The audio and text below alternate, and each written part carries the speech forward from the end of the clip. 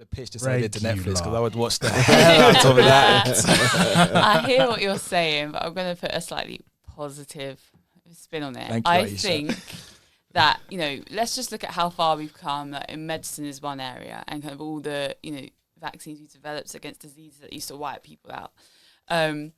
Yes, we still got a long way to go in terms of making renewable energy more accessible to people and making that our primary source of energy. However, I do think it will become possible, because at the end of the day, yes, there are some selfish human beings, but as a whole, as a human race, we want to survive and we want our future generations to survive. So I like to believe that come 2050, things might not be perfect, but we would have found alternative energies. We would have put a lot of funding into developing those alternative energies. Sorry, Corey, before you say it, do you want to know why I disagree with that, yeah? Because I hear you on human nature is to survive, innit? Like, that is one of our basic instincts. If that instinct was so... What's the word? If we were so invested in that instinct at this point, we would have seen way more developments in renewable energy to this point. Like, Tesla, for example, is an electric car. If we were really serious, electric cars aren't the way to go, but anyway. Well, it's better than gas, and it's better than diesel and petrol. So we would have been doing that. Mine the cobalt, but okay. We still would. What's the point? I don't get it. So the materials that we need to use to build electric cars are damaging to. So the Congo is one of the places where those materials are found, and the people that have to mine it, they regularly die because atrocious conditions. And when those materials are mined out of the ground, they pollute the air around waterways. So that is bad. I agree. Is that worse than what we currently have? It depends how you want to measure it. Like, a lot of people die in the current system we have. If we're saying that a source of renewable energy also equals deaths, like, are there more deaths in that way than the current system we have? Let's as well? put it this way: you're relying on, for stuff like electric cars and batteries, you're relying on a finite resource again. So we'll get to a point in another 100 years where that's almost running out. And so I'm sure I've seen somewhere where they're trying to get cars that are like run on, like, putting solar panels on the roofs of cars and everything. Like, everything will have a cost and a benefit to it. Yeah. But we have to be real and think about what is going to save more lives. Everything is going to cost a life. Everything is going to cost money.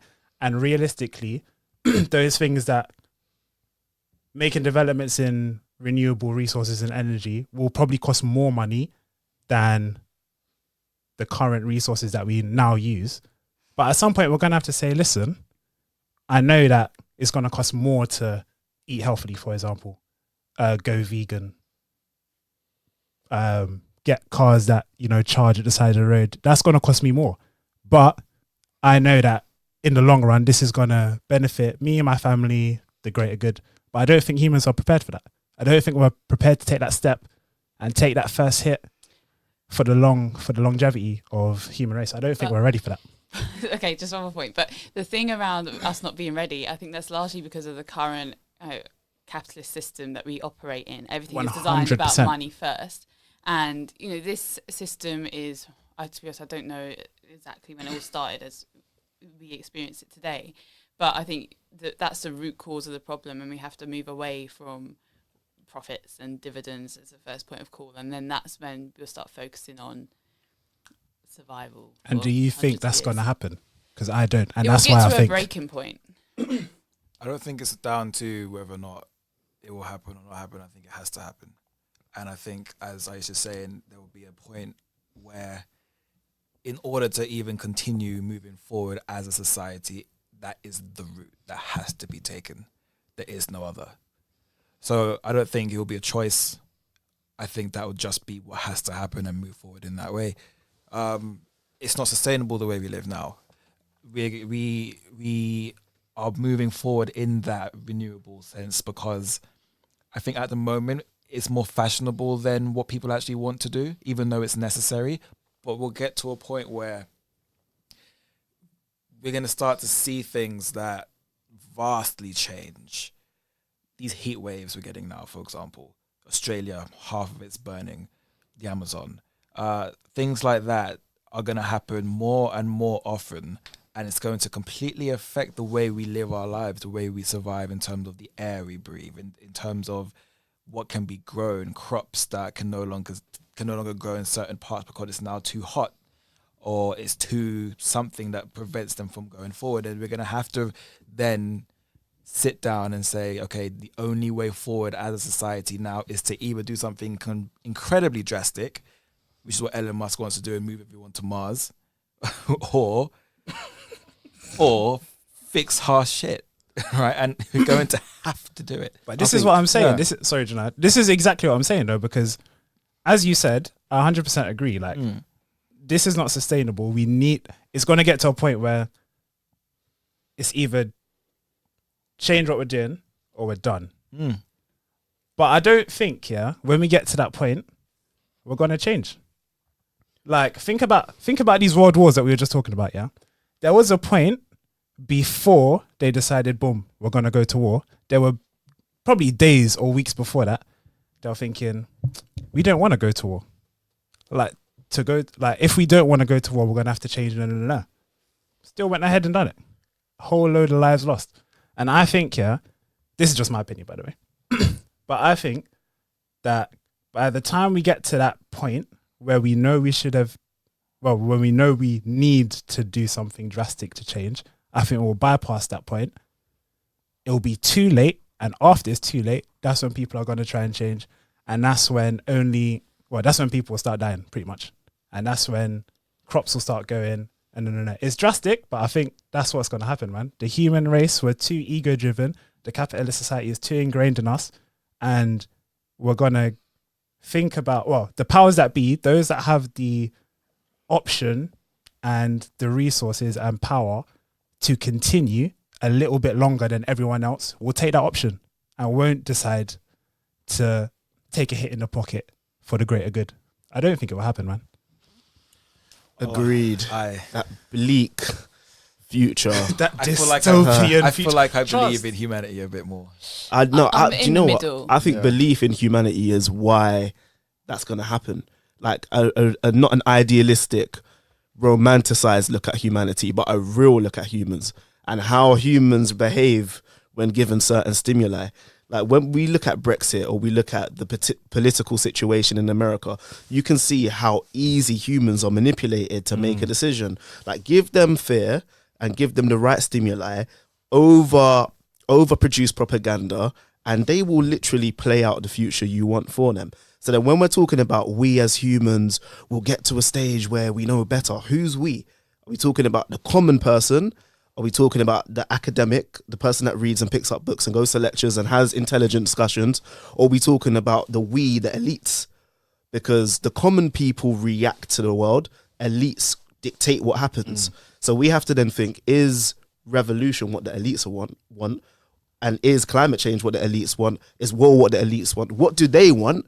And then we can look at where society is going. And I think they obviously want total domination, total surveillance, total power, population control. So we're literally going how they want us to go. We're following their path now. But so let's flip it the other way. So yeah, the elites or people that, the top 500 CEOs of the top 500 companies, the people that own most of the world's wealth, they want more money, right? And more power. And with power, whichever way you look at it, money is power. And if we look at just little trends now, so yes, because it's trendy, you've got people pushing, so you've got all these new like vegan health brands because that's what consumers are asking for. The more we ask for renewable energy, at the end of the day, they're going to, so like Elon Musk is an example, but there'll be others because they're like, right, okay, this is what people want, this is what people are going to pay for. They're trying to be conscious, environmentally conscious. This is what's going to get me money.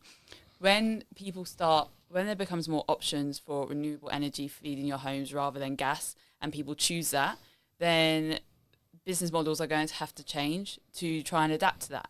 And yes, the root cause of that might just be, we want more money and this is what's profitable, which might not be the kind of behaviours we want driving that. But if that's what has to get us there, so be it. See, I disagree with that. I think that could happen, but relying on a top-down approach to end like human pain and human suffering is just unreliable. Yeah, And the of course. reason why I say that is, let's say like these big companies, they invest in renewable, it becomes not only more trendy but more profitable, more people go into that field. We need a change in ideology because we don't know what the opportunity cost of that's going to be. So that whole electric car example was good, where you were saying, cool, like electric cars aren't perfect because of the cobalt in Congo. So as these companies move towards renewable energy, what if they're using that money to like pay for war in, I don't know, Antarctica, because there's like some new ice mineral that's going to like cure all. We need to have a change in ideology.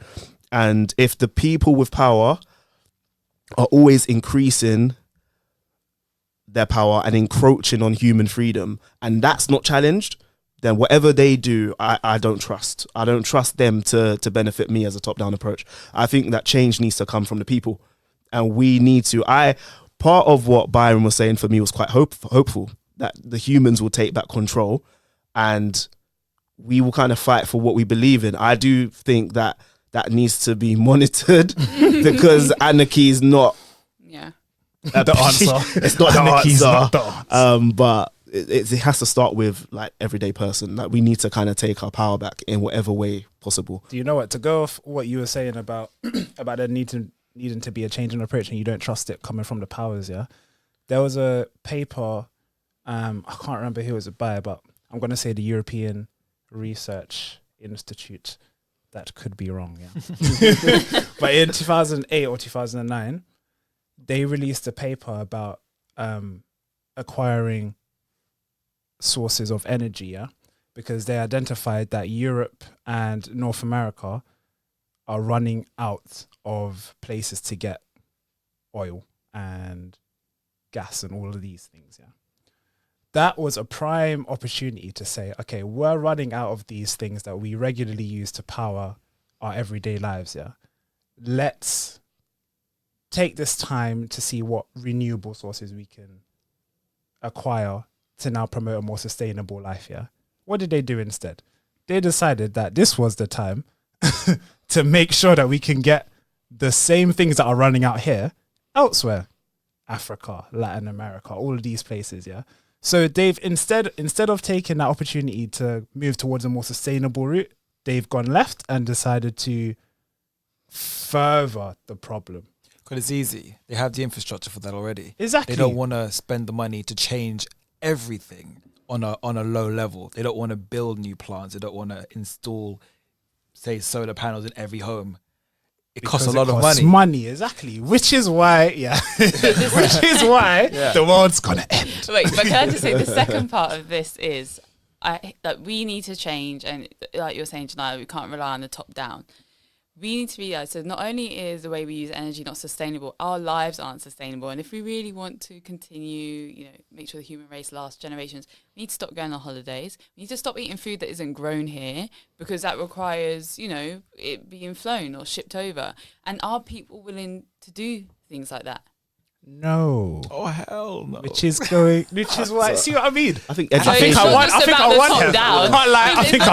the top down. It's about all of us individually. Yeah. Like, I'll be honest, you tell me I can't go on a Caribbean holiday like this year, I'm going to be upset. You're going to have to stick to your potatoes. No. You're going to have to go Bognor Regis. You and Bognor Regis. Yeah. So. Wavy butlins in Bognor Regis. And the people from Bognor probably listening, hey, shout out you, man. Yeah, because I rate your ends. So I won that, yeah? Wait, this is a discussion. There's no winning. I just feel like we could be more hopeful, and we can say that there will come a point where humanity will come together. I still think a pandemic will wipe us out. There has to be there has to be a spark to it. So if that is the spark, what, the pandemic? Then so be it. So be it. Then them 5 people can figure it out. Oh my days. No, but on a serious level, anyone listening or watching, if you guys have any different opinions about what's going to lead to the end of the world the soonest, or if you've agreed with any points that we've made, let us know in the comments and that. There's radical things out there. I remember reading a few years ago how there was this, what was it? It was something to do with they figured out a way to create some form of let's just say particle or whatnot that could trap carbon dioxide.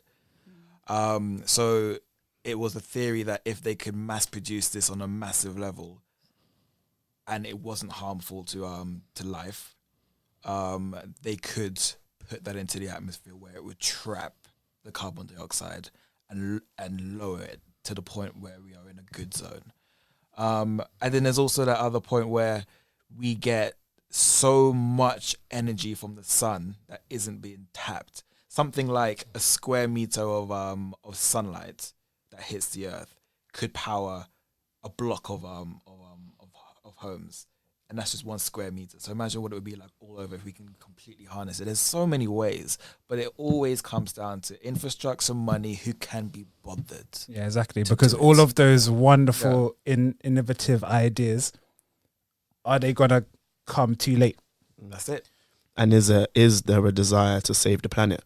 Because if we like get closer and closer to running out of resources, that's us running out of resources. But again, like, not to bang on about those with powers and elites, but they have resource. They're not going to run out of energy anytime soon.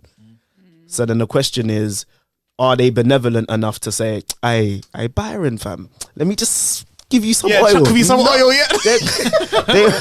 It must be some gas, bro. So I think you guys are picturing a future where crude oil becomes a currency. Yeah. Yeah, pretty much, because because it's going to be so valuable. Like people, you go to the petrol station now, is what, £1.25 for